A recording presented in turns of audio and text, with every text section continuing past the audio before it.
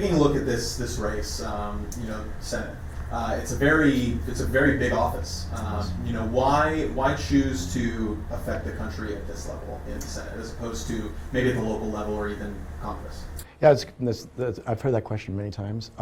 I served in the military, so I have the leadership skills for one. Two, I have 30 years as a senior executive in healthcare. So I manage boards, I manage attorneys, oddly. People always ask me, what's wrong with DC? And I said, well, let's look at the primary occupation of those that are serving in DC today, the attorneys. We need more businessmen that understand the plight that people face on the ground level. And that's why I'm probably more suited, I know I'm more suited than the current candidates.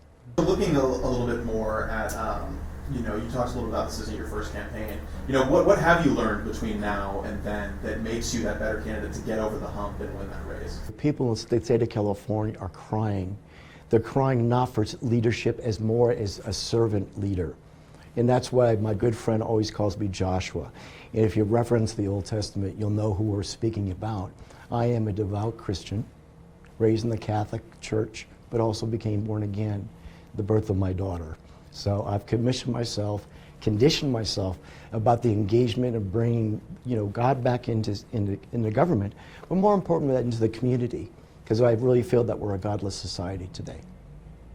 Looking at politics broadly, there's a lot of buzz phrases about candidates nowadays. You have MAGA Republicans, America First Republicans with progressives. Do you feel like you fall into any one of those camps? Do you put labels on, who you are as a politician? I try not to. I'm an American for one. Mm-hmm. Sure. And I'm a God-loving American, and I'm here to do the work and do the job. They would always categorize me as a MAGA or America First, because I'm not an establishment candidate, nor do I want to be part of that, because that's the issue I see not only in the state of California, but also in DC. So it's more people like us that need to be in government. And I do believe in term limits, by the way. Okay. The career politician model needs to go away, because we've seen the level of corruption and what we've experienced here in California. Mm-hmm. My opponents, my Democrat opponents, are clear examples of what not to be and what we don't really need in DC at this point. So I made a commitment to do a 2-term limit, get in, do my job, and train the person to replace me. Are there any particular big issues that you feel like you're running on in this election? Oh, clearly. Often people say, because I did in the Coast Guard, I served. Sure. That was national security. That's our biggest threat to the nation today. And our national security is at the border. And I have a long history for that, serving in the Coast Guard, and even to this day. I spend most of my time, last 3 months, at the border to find out, with my brothers and sisters I served alongside with, what are the issues, what are the things that you need? More importantly, how are the politicians responding? Are you getting the assistance needed? And I tell you, I'm not happy at all. This election is so critical for our national security. Once in office, and by the way, the U.S. Senate does cover that, covers the border. So having that background in history, yeah, I believe we can bring immediate solutions. And that's going to be several tiered. We have to shut the border down. We have to find out those that have come over that are not only illegal, but also have a criminal record. And from my understanding is we don't know where most of these are going. But the NGOs is the answer. We're going to find out where they've been processing them, where to go to. Mm-hmm. Once we find them, we have to be fierce. It's the Reagan saying peace through strength. We have to show strength. We lost that this last election.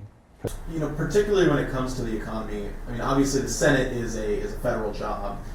How do you, as a potential federal representative, plan to fix issues in the state of California? Well, I want to stimulate small business activity. Sure.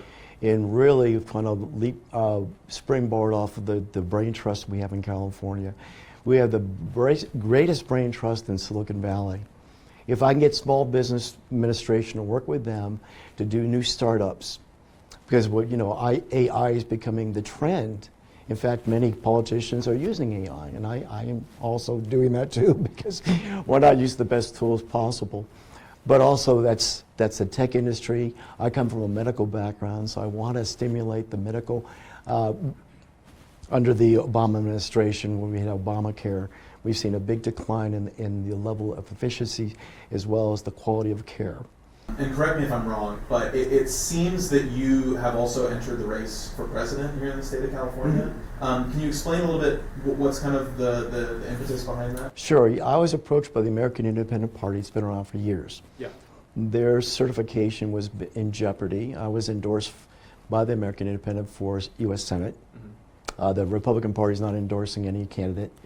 And also, they asked me if I would be what they call a placeholder for Donald J. Trump in the event that he was removed from the ballot. Mm-hmm. I said, let me think about that. Split second, and said yes. And that's the reason why my name's in the ballot twice, one for president, American Independent Party, as well as I am the placeholder for Donald J. Trump if for some reason he was removed from the ballot. Kern County is it's a skewed Republican county.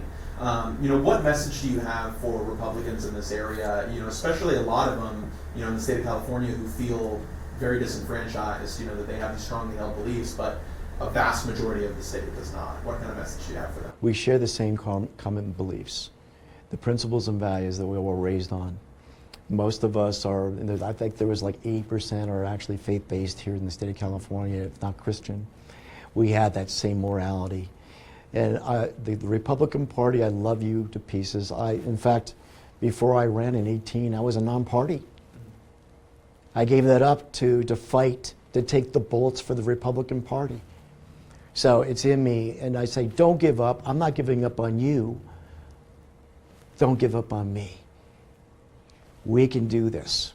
It just means you reach out, you vote, not only you vote, talk to your friends and family. There's a new sheriff in town, and we're going to do this because now's the time. But more probably, we can't waste any more time on this fecklessness and what's happening to the Golden State. We have to turn it around. Now is the time.